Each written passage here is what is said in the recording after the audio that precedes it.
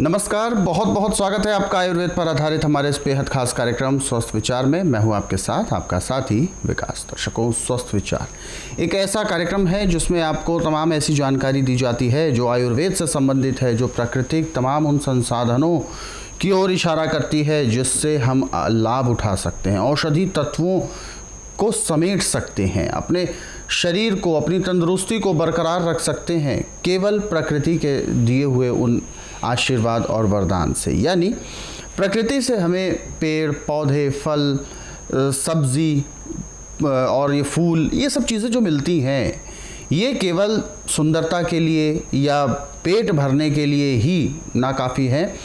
और आप सभी को मैं यही बताना चाहूँगा कि ये जो चीज़ें हमें प्रकृति से मिलती हैं, ये औषधि तत्वों के तौर पर काम करती हैं, लेकिन ज़रूरत है सही ज्ञान की, सही जानकारी की और उनके सही सदुपयोग की।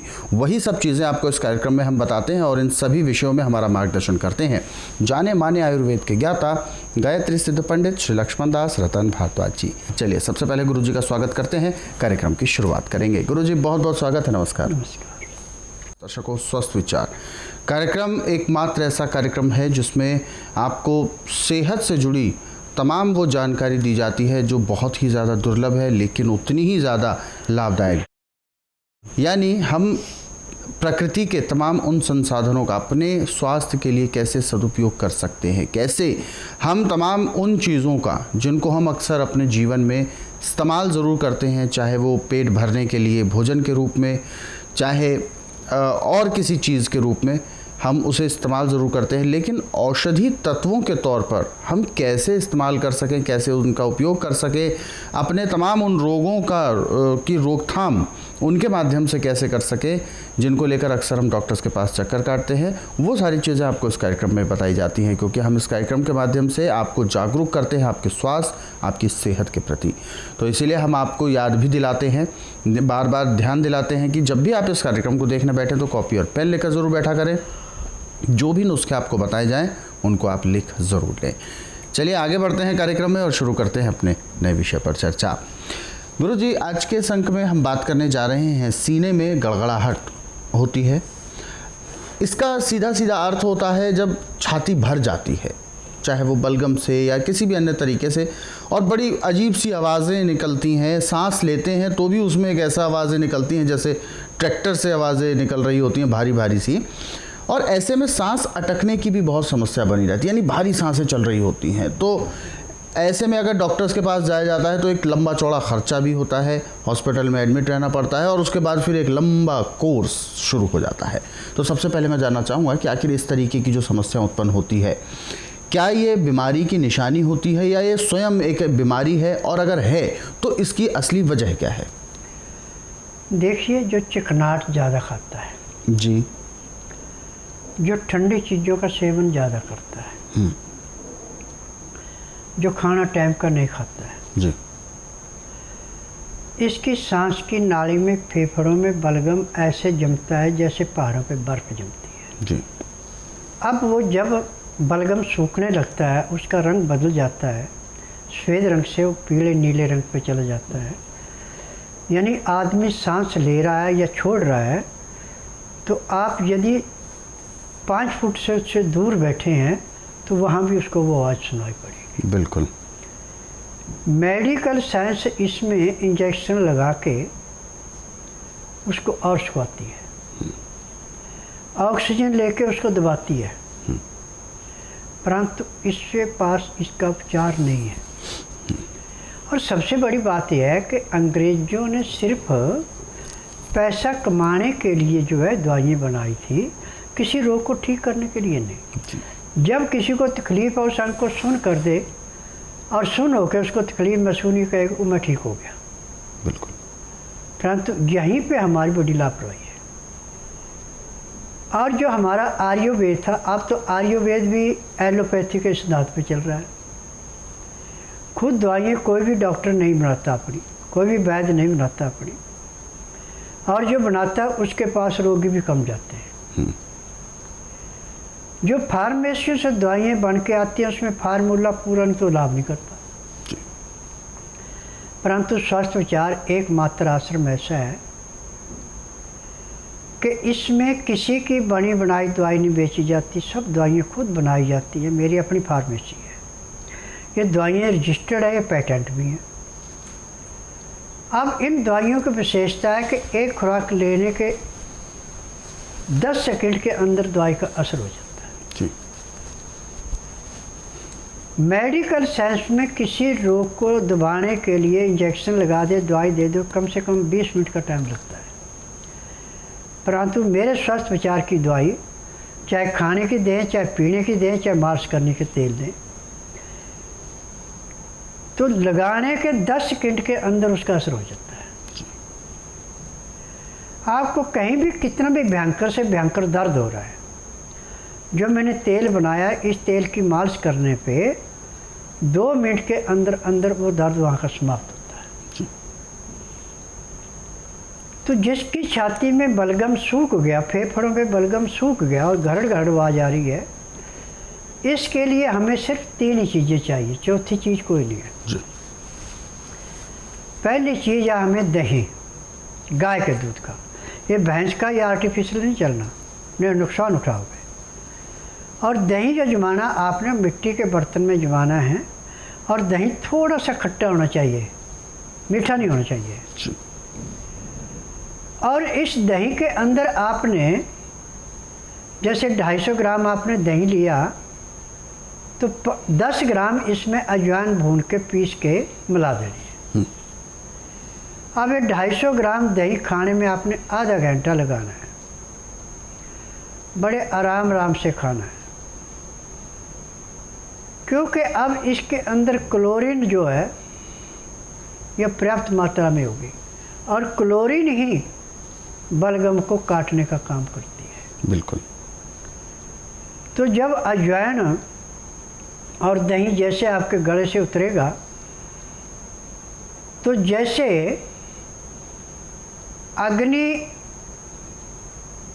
बूझने के बाद वहाँ से धुआं उठता है, ऐसे पेट में जाने के बाद जो अजवाइन की गैस दही के साथ मिलकर फेफड़ों में और सांस की नाली में आएगी, वो बलगम को ऐसे दबाएगी, इसको ऐसे पिघलाएगी जैसे अग्नि के पास रख के घी जमा हुआ पिघल जाता है जी।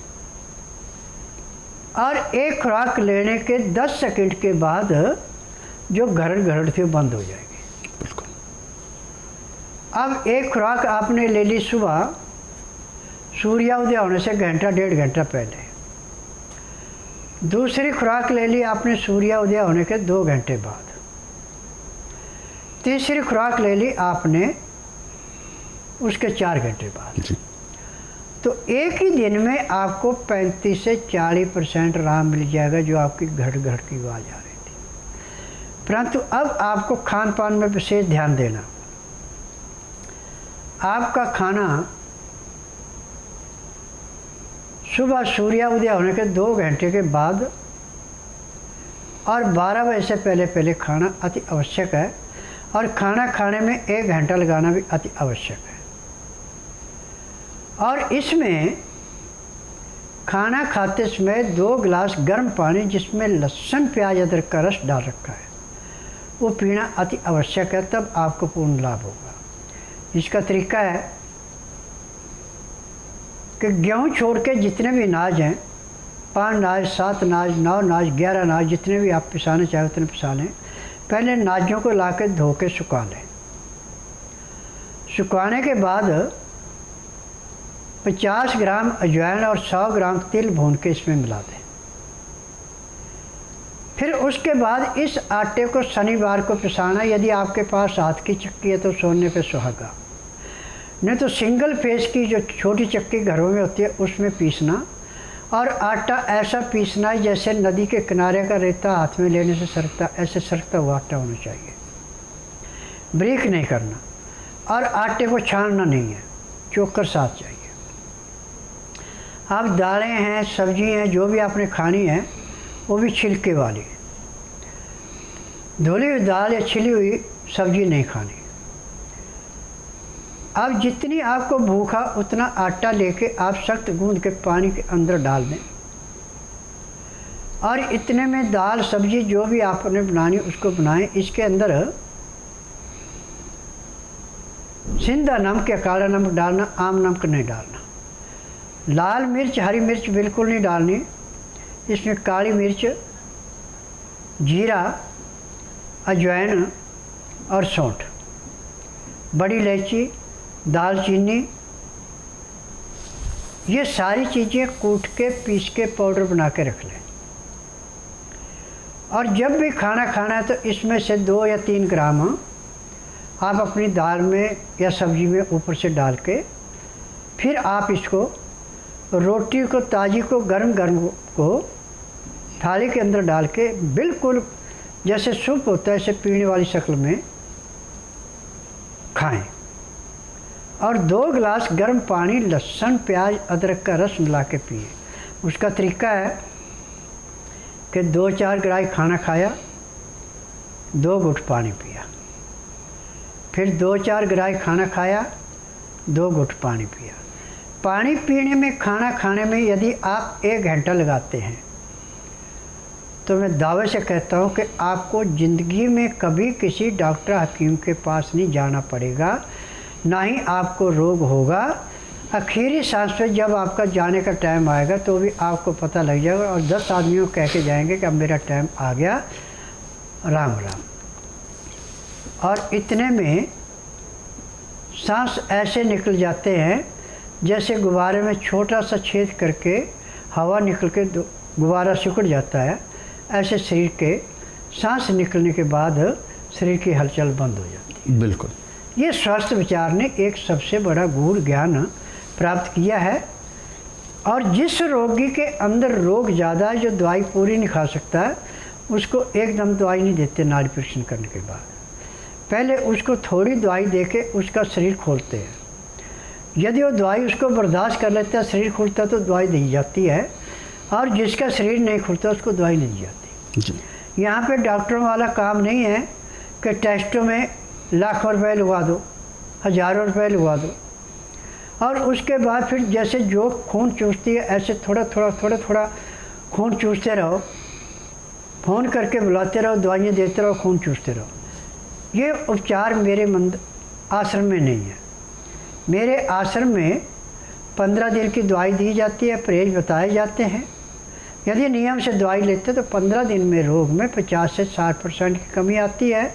महीने 1.5 महीने में रोग समाप्त होता है, दवाइयाँ बंद होती हैं और रोगी अपने दवाइयों से मुक्त हो जाता है, रोग से मुक्त हो जाता है।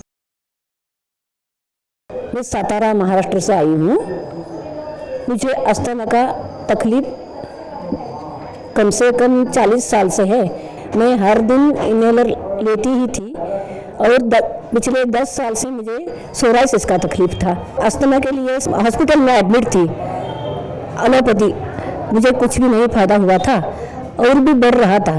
और सोराइसिस के लिए मैंने तो होम्योपैथी लिया, आयुर्वेद लिया, कुछ भी नहीं, मुझे सोराइसिस का कम नहीं हुआ। पिछले 2 साल से मैं बैठी हूँ, एक ही जगह बैठी हूँ और बार बार इनहेलर लेती हूँ। अब बाबा के यहाँ 20 दिन पहले आई मैं इधर, और आने के बाद पहले दिन से मैं भूखी रहकर आई। नाड़ी चेक किया बाबा ने, नाड़ी चेक करने के बाद पहले दिन दवा दिया, 4 दिन में ही मेरा इनहेलर छूट गया।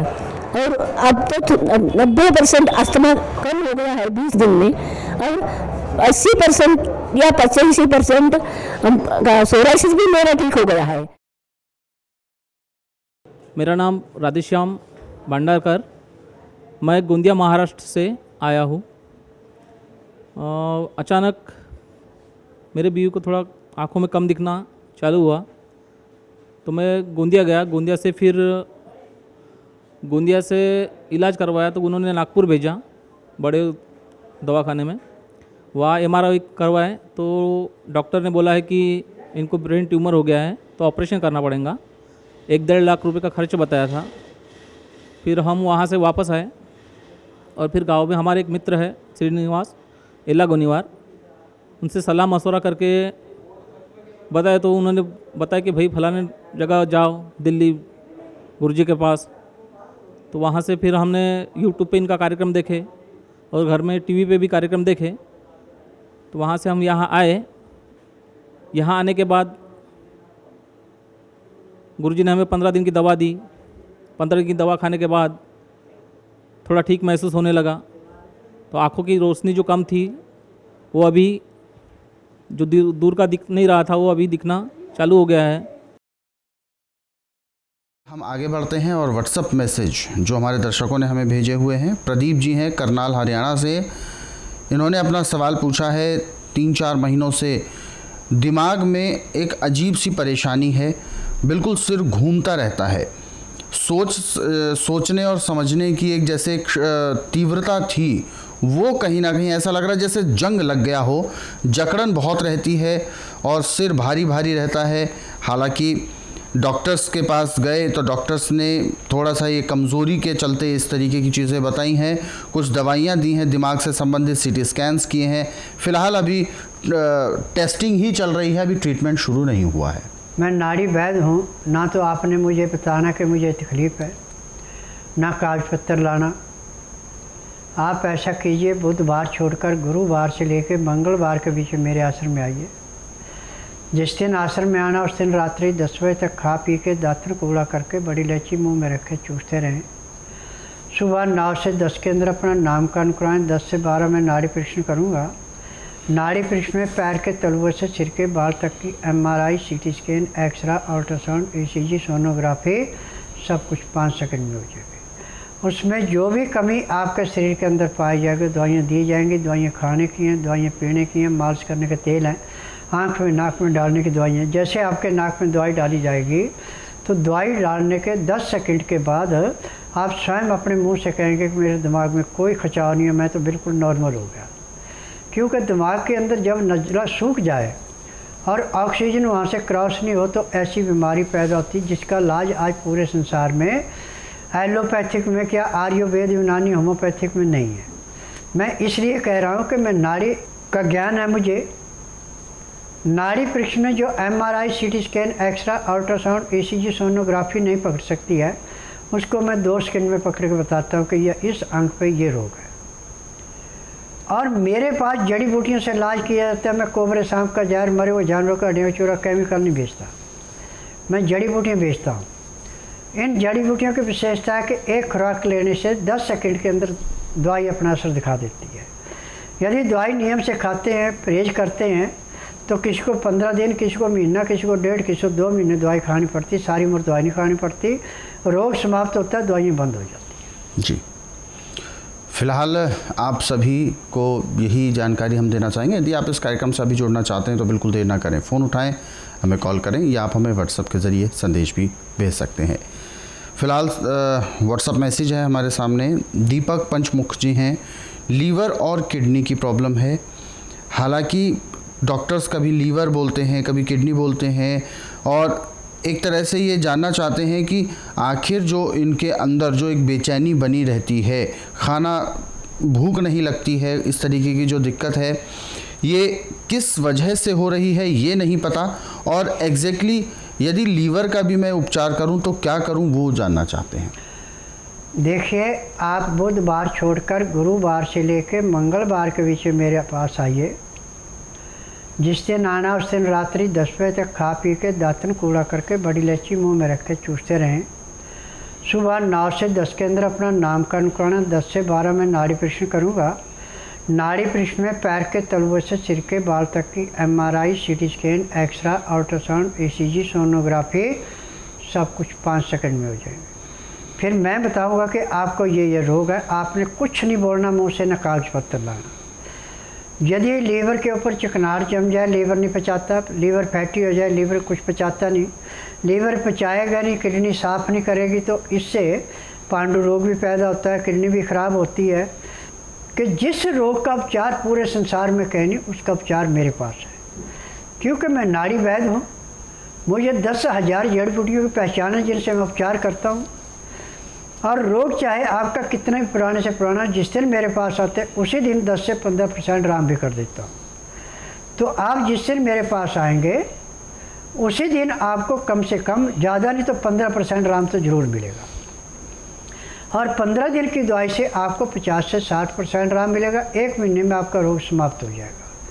मेरा काम है आंधे को दिखाना, बहरे को सुनाना, गूंगे से बुलाना, बांझ औरत से संतान उत्पत्ति कराना, न मर्द को मर्द बनाना, अनहोनी को होनी करके दिखाना।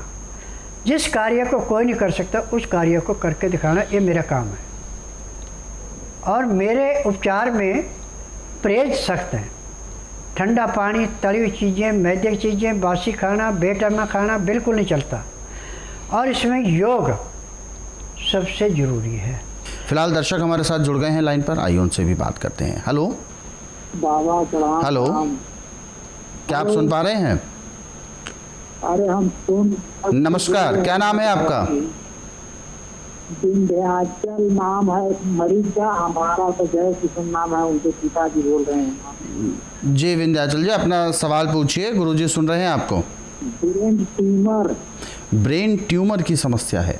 ब्रेन ट्यूमर का इलाज पूरे संसार में मेडिकल साइंस में, आयुर्वेद में नहीं है, परंतु मैं नाड़ी ही वैद्य हूँ। मेरे पास ब्रेन ट्यूमर ऐसे है जैसे खेत में से गाजर मूली निकालना। और ब्रेन ट्यूमर में बहुत भयंकर दर्द होता है सिर में। आप ऐसा कीजिए, यदि आप अपने ब्रेन ट्यूमर से मुक्ति पाना चाहते हैं तो आप बुधवार छोड़कर गुरुवार से लेकर मंगलवार के बीच में मेरे आश्रम में आइए। जिस दिन आना उस दिन रात्रि 10 बजे तक खा पी के दातन कूड़ा करके बड़ी इलायची मुंह में रख के चूसते रहें। सुबह 9 से 10 के अंदर अपना नामकरण कराना। 10 से 12 में नाड़ी परीक्षण करूँगा। नाड़ी परीक्षण में पैर के तलुओं से सिर के बाल तक की MRI, CT scan, X-ray, ultrasound, ECG, sonography सब कुछ 5 सेकंड में हो जाएंगे। उसमें जो भी कमी शरीर के अंदर पाई जाएगी दवाइयाँ दी जाएंगी। दवाइयाँ खाने की हैं, दवाइयाँ पीने की हैं, मालिश करने के तेल हैं, आँख में, नाक में, कान में डालने की दवाइयाँ हैं। जैसे आपके नाक में दवाई डाली जाएगी, आँख में और कान में दवाई डाली जाएगी, उसी दिन आपका ब्रेन ट्यूमर का जो दर्द है वो समाप्त हो जाएगा। और ये दवाई आपको बार बार नाक में भी डालनी पड़ेगी, खानी भी पड़ेगी। जिस दिन आश्रम में आएंगे उस दिन के बाद आपका ब्रेन ट्यूमर ऐसे समाप्त होगा जैसे जलती अग्नि में पतंगा नष्ट होता है। और महीने 1.5 महीने से ज़्यादा का उपचार भी नहीं है। बिल्कुल, तो आपके सभी रोग बिल्कुल दूर होंगे, लेकिन इसके लिए आपको स्वस्थ विचार आश्रम आना है। अधिक जानकारी के लिए आप हेल्पलाइन नंबर्स पर कॉल भी कर सकते हैं, नंबर आपके टीवी स्क्रीन पर है।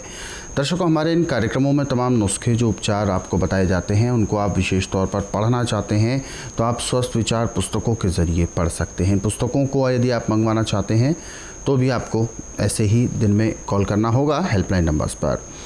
फ़िलहाल आप सभी को मैं ये बताना चाहूँगा कि हमारे इन कार्यक्रमों को यदि आप अपने सरल सुविधाजनक समय पर बाद में भी देखना चाहते हैं, यानी अपने सूटेबल टाइम के अनुसार, तो आप YouTube के ज़रिए देख सकते हैं। हमारा YouTube चैनल स्वस्थ विचार सेहत की बात, इस YouTube चैनल को आप सर्च करें, सब्सक्राइब करें और इन कार्यक्रमों को ज़रूरतमंदों तक शेयर भी ज़रूर करें। फेसबुक के ज़रिए भी आप हमसे जुड़ सकते हैं और फेसबुक पेज है हमारा संस्कृति टीवी। इस फेसबुक पेज को लाइक करना ना भूलें। कार्यक्रम तो देखने को मिलेंगे, साथ ही साथ डेली हेल्थ टिप्स भी आपको रोज़ाना प्राप्त होती रहेगी। फिलहाल कार्यक्रम में वक्त इशारा कर रहा है विराम देने का। गुरुजी, आप हमारे स्टूडियो में आए, कीमती मार्गदर्शन दिया, आपका बहुत बहुत धन्यवाद। नमस्कार। दर्शकों, आज के इस विशेष कार्यक्रम में बस इतना ही। आप सभी लोग स्वस्थ रहें, निरोगी रहें, इन्हीं शुभकामनाओं के साथ हम आपसे लेंगे इजाज़त। अगले अंक में आपसे फिर होगी मुलाकात एक नए विषय के साथ। तब तक के लिए मुझे दीजिए आज्ञा। नमस्कार।